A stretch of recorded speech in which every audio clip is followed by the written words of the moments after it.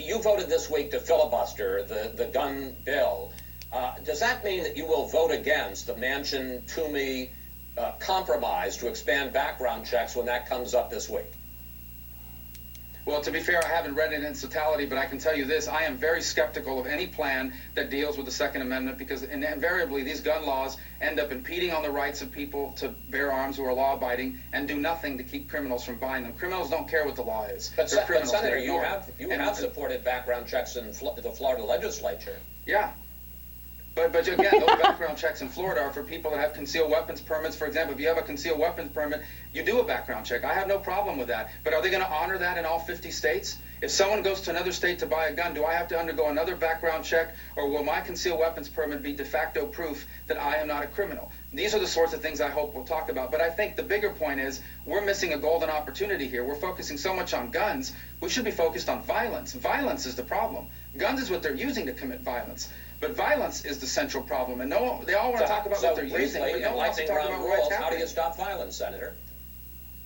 Well, I hope we'll focus on mental illness. I hope we'll focus on prosecutions. Are we going to prosecute criminals that have tried to buy guns and failed the background check? Because if you're not going to prosecute them, then your law is useless. I mean, these are the sorts of things we need to be focused on. And quite frankly, some of these solutions aren't political. We need to take a good, hard look at our culture, at the decline of the American family, at the impact it's having, not just economically on our society, but on the violence. Why are so many of our people desensitized to the murder and the suffering of others? Why is that happening in our culture? I hope we'll be honest about that and have a good conversation because we need to solve that.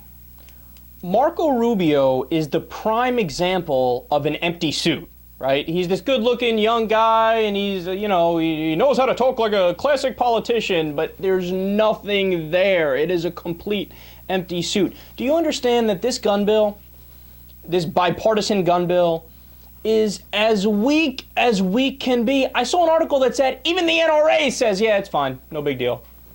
You have to understand something. Is there an assault weapons ban? Nope. Even though a majority of Americans want it, not in there. Is there a ban on high-capacity magazines? Nope. Even though a majority of Americans want it, not in there. Is there a universal background check? Nope. Even though 91% of Americans want it, it's not in the bill. They close 2 loopholes in this bill.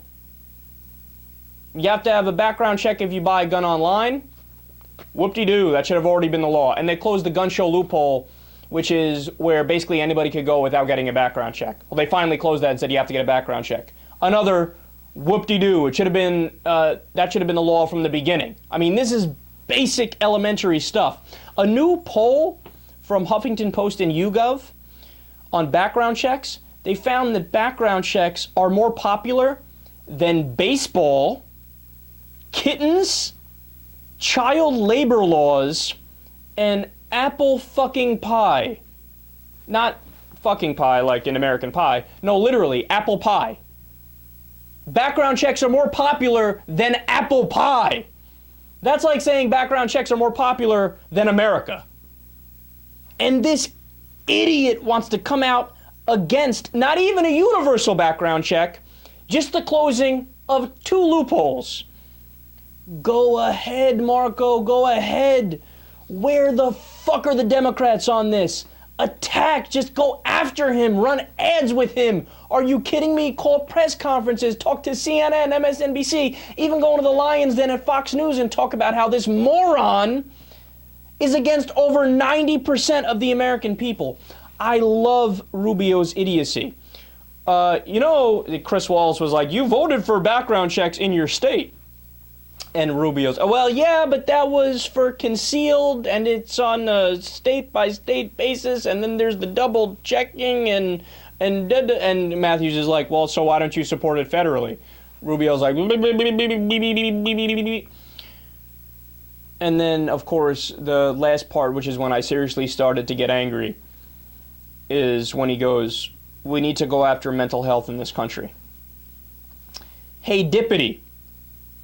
We did that. You want to know what bill that was in? Obamacare, which your dumbass voted against. And it was also in another bill proposed by the Democrats and Barack Obama, the Pete Dominici Act, which Republicans voted against. So now all of a sudden they care so much about mental health, but beforehand they voted against every single independent mental health bill. Did you know that act, the Pete Dominici Act, that bill said, hey, let's treat mental illness just like it's any other illness, right? Republicans, nope, we're against it. But now all of a sudden, oh, mental health, we need to go after mental health. Why aren't these Democrats proposing mental health stuff? And then the best of it all, we need to do something about violence. Oh, you know what? You're right, Marco. Why don't we pass a law that says we ban assault? Or we'll pass a law that says you ban battery.